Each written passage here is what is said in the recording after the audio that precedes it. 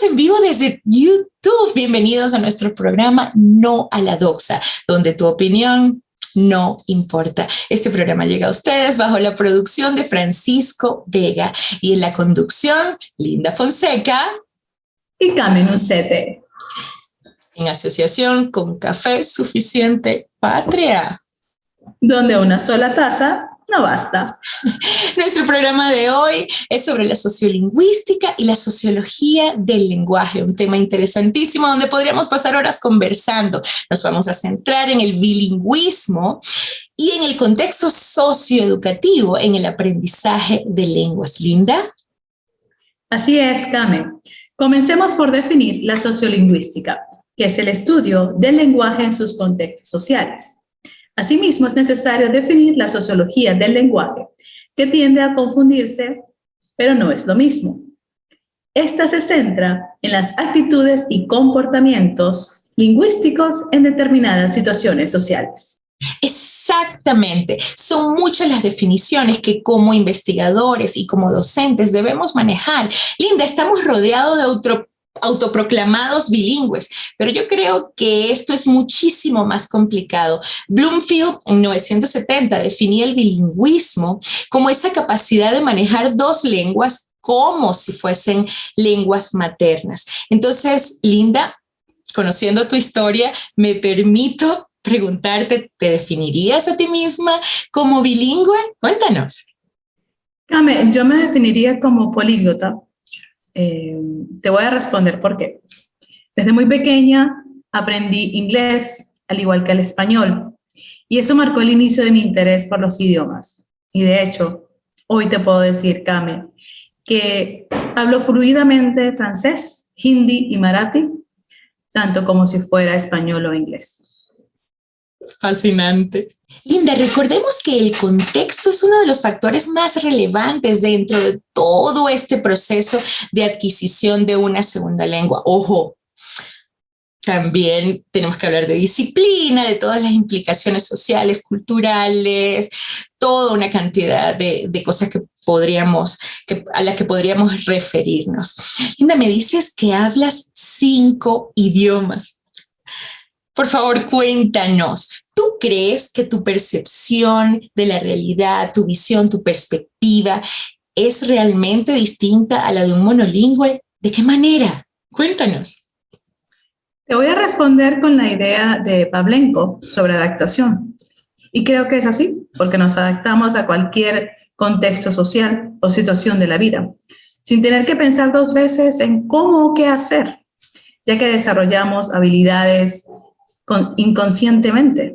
Precisamente este contexto inmerso, la adquisición de una L2, Linda, influye en nuestra práctica docente, ¿cierto? En nuestro rol como docentes, como estudiantes, como investigadores. No solamente, ojo, no solamente en contextos naturales, sino también un poco más formales, académicos, y es por eso que le vamos a dar la bienvenida a nuestro primer invitado del programa de hoy. Hoy nos acompaña Jorge Nucete.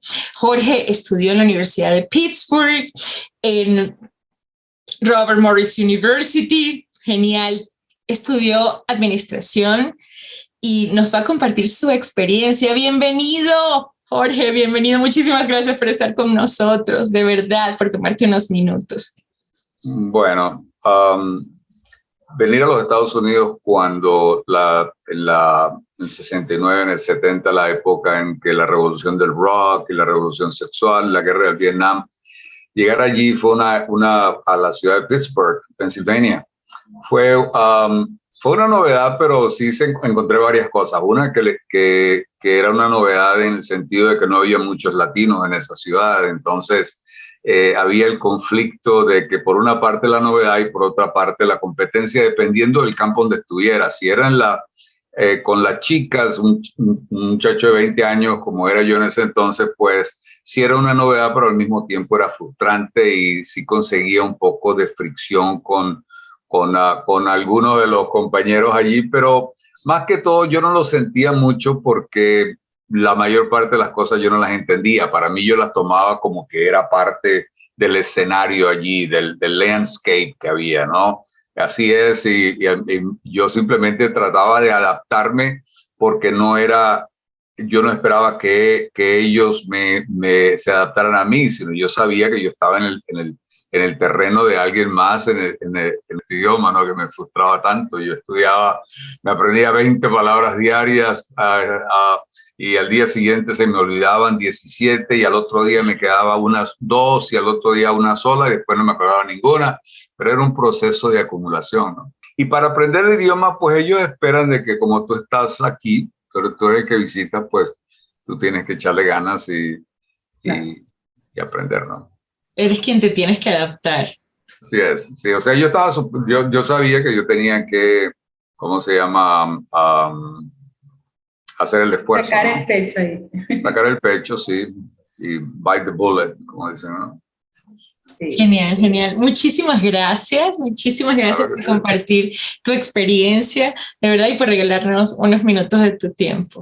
Es evidente, Kame, que son diversas las situaciones en las que un aprendiz de lengua extranjera y de segunda lengua debe enfrentarse. Son diversas situaciones, son situaciones quizás de presión, son situaciones de miedo, de confrontación, de confusión, pero hemos visto que en el caso del señor Jorge, pues ha sido todo sobre adaptación. Él ha entendido el contexto social donde se ha desarrollado y su papel precisamente dentro de ese contexto social. ¿Qué esperaban los demás de él? Pero en tu opinión, Kame, ¿tú crees que exista, como docente que eres, existe alguna manera de resurcir estas situaciones? Linda, hablar de solucionar el problema creo que iría mucho más allá de ser ambicioso, pero lo que sí podemos abrazar y comprender es esta capacidad que tenemos los docentes de diseñar estrategias para facilitar todo este proceso, que no es nada fácil, de nuestros estudiantes en la adquisición de una lengua. Por supuesto que es importante todo este aspecto lingüístico, las estructuras, pero incluir en nuestra clase todos estos aspectos culturales le ayudan a nuestros estudiantes a desarrollar una personalidad mucho más abierta, mucho más humana, desde la empatía. De acuerdo contigo, Kame. Y es que precisamente es todo esto de lo que estás hablando. Además, me permito agregar una cita de 2 autores, Dorgent y Malderest, que nos hablan de 3 características que deben tener los docentes. 1, el poder de empatizar. Número 2, aceptación por todos los miembros del grupo. Y número 3, precisamente esa congruencia en la autenticidad de la conducta del docente. Linda, esto nos remite a la sociología del lenguaje, ya que el entorno social, familiar, es una influencia más que relevante en el proceso de adquisición de una segunda lengua, como hemos estado conversando durante todo el programa. Pero Linda, démosle la bienvenida a nuestro segundo invitado. ¡Qué alegría! Sociólogo y especialista en desarrollo organizacional, hoy nos acompaña Radil Fonseca. Bienvenido a nuestro programa No a la Doxa, donde en este caso su opinión sí importa. Explíquenos entonces cómo todo este proceso de adquisición de lengua nosotros podemos entender mejor dentro de la sociología. Muchas gracias, bienvenido. Miren, vamos a empezar en materia con algunas afirmaciones desde el punto de vista de la sociolingüística, algunas premisas generales. Lo que se pueda decir aquí siempre va a correr el riesgo de ser insuficiente porque siempre va a haber en la dinámica social incorporaciones de nuevas teorías, nuevos enfoques, nuevos entornos que conllevan a ver este tema de la sociolingüística como constante permanente.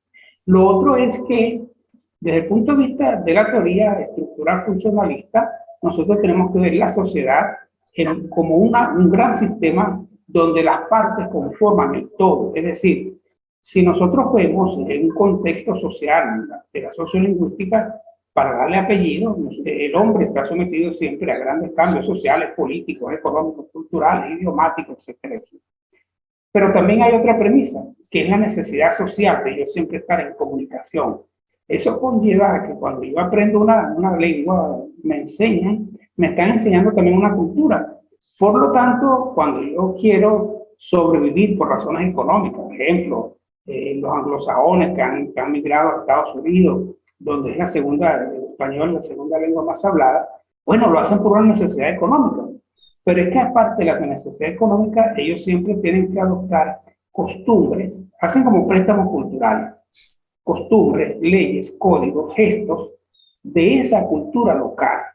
En el caso, por ejemplo, específico de la India, yo todavía no he aprendido, pero aquí se acompaña el gestual con un movimiento en el cuello, esta parte, donde se ha firmado, y eso tiene que ver entonces con eso, esos pequeños tips que yo tengo que incorporar de esa cultura local para hacerme entender, porque de otro contrario sería que no estoy adaptándome a ese proceso sociocultural de alguna manera, y entonces eso me crea una especie de barrera, de limitación, porque además, teóricamente tendríamos que decir que la lengua es ante todo un hecho social que viene acompañado de una necesidad, pero también en cualquier parte donde yo esté, en cualquier cultura, siempre voy a ser el resultado de una formación social e individual.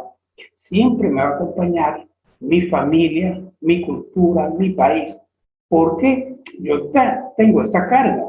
Eso es algo que es innato en mí porque me crié en una cultura, porque pertenezco a un país, pero yo lo que estoy haciendo es mecánicamente adaptarme a esa nueva realidad. No quiere decir con ello que yo tengo que abandonar mi lengua materna, mi costumbre hogareña, no. Yo tengo que ser lo suficientemente, desarrollar la inteligencia emocional para incorporar estas nuevos aprendizajes que estoy adquiriendo para sobrevivir con éxito en esa cultura. Creo que ha sido bastante claro en cuanto a toda explicación que nos ha podido dar. Y realmente agradecemos su tiempo, agradecemos que haya sido más allá de lo que nosotros pudiéramos esperar. Y creo que nuestra audiencia debe estar muy contenta, muy agradecida, muy satisfecha con toda la explicación que nos ha dado. Ha quedado todo muy claro. Muchísimas gracias por estar aquí con nosotras hoy. La sociolingüística está vinculada al proceso de aprendizaje.